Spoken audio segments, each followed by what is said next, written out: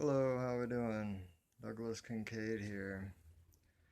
I want to talk about entering the graveyard for a second because we have a lot of new people that think you can just go into a graveyard and grab stuff and take it and use it in your magical goods and services, and that this is peachy keen with the spirits, and it's not. It's a fallacy. It is wrong and it needs to stop. Um, Whenever you enter the graveyard, you need to have reverence and respect. You're entering a metropolis of the dead. Um, there's keeper of the gates. There's the elder of the graveyard, which is the oldest spirit there. There is sacred tree, which it tends to be the oldest tree in the graveyard or a dead tree in the graveyard, and so forth and so on. And these things need to be studied. I mean, you won't find a lot of the information in books, and the reason for that is because a lot of it is guarded for good reason.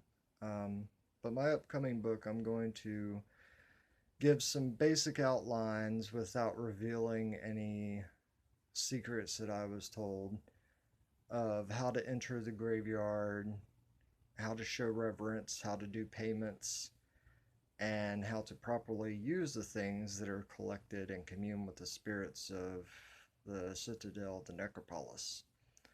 Um, First and most important is when one goes to a graveyard to either communicate with a spirit or to retrieve something from the graveyard as an ingredient, you first must approach the keeper of the gates. The keeper of the gates has different names in different traditions, but it's generally a figure, a spirit figure, which watches over the graveyard. And you would approach them first. You would do a small dance after making your petition and telling them what you're there for. Then you need to get confirmation either directly by them speaking to you or through omens.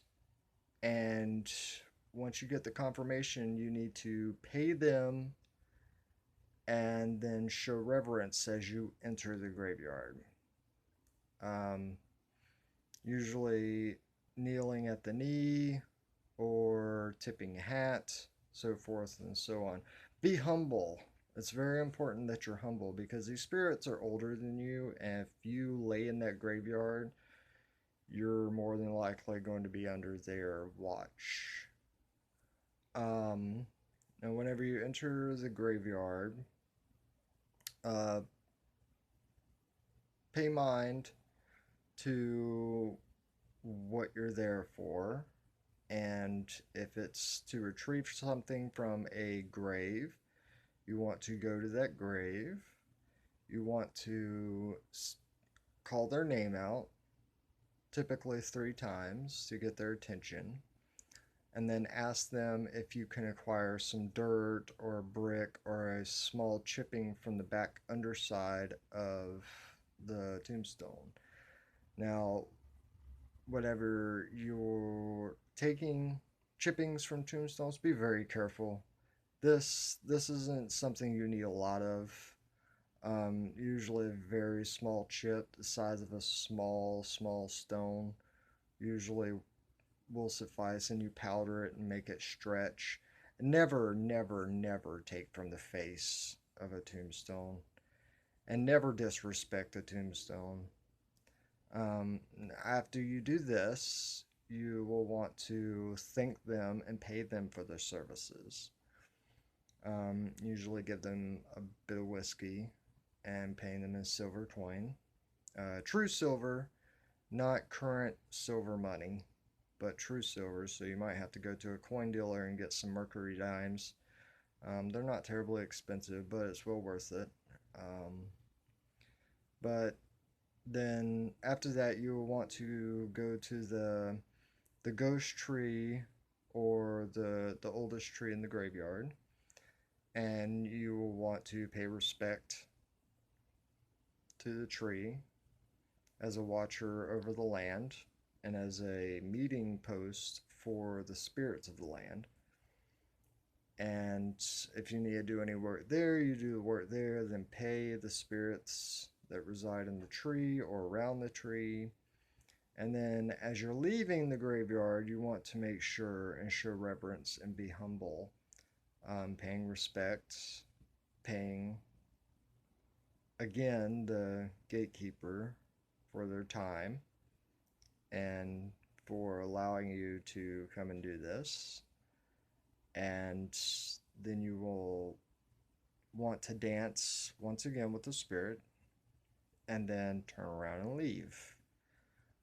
If the gatekeeper does not allow you in for whatever reason, I've had this happen in a couple of graveyards that I frequent regularly, and every so often the keeper will tell me, no, now's not a good time. And so I'll pay him a small bit, not typically what I'd pay him if he allows me in, but I would pay him a small bit for his time, and then I would turn around and leave. But we have a lot of people running around now think you can just go into graveyards and take stuff. Use stuff that you've collected and it's peachy keen and it'll work. And it usually doesn't. It usually doesn't work because, for one, you don't have permission to use those things. You stole it. Two, you have no reverence. You have no reverence and no honor and respect, and you're not humble. Um, so that fault's on you if you're doing that. And you should be a lot more considerate because one day you're going to be in that situation. Or even if you're cremated, you're going to be in the airs. You're going to be the spirits of the airs, and spirits talk. So if you're disrespectful in life to the spirits, they'll take note of that, and they'll definitely make sure that your afterlife might be a little difficult or filled with some work to make up for that. But yeah, I mean, each tradition has their own ways of going about it, specific dances, specific types of payment, and everything. And so this isn't to say this is how it's always done. This is just a general basis overview of showing some reverence, honor, and respect, and to give your payments, and to approach Keeper of the Gates. So I hope this jars some people, makes them think, and makes them ask questions relative to this because it's really important. And these are part of the cultural traditions within witchcraft, old craft. And so, yeah, ciao.